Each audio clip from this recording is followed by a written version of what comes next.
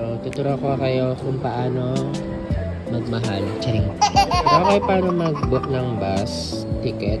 So, if you're foreigner, you press English and then click purchase ticket. Tapos, you'll be coming from Incheon International Airport Terminal 1. So, you will go here, your destination.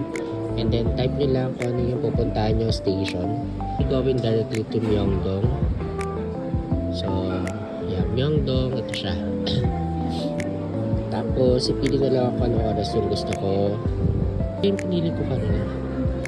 So, yun. Pinili niya is 11:02. Click lang natin to. Then, select.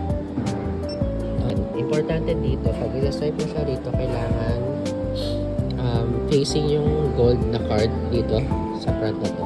Nasaba na kasi nakabili na kanina.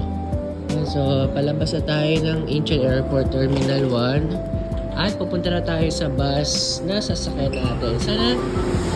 Annyeonghaseyo! Kamsahamnida! Myeongdong Station. Yeah.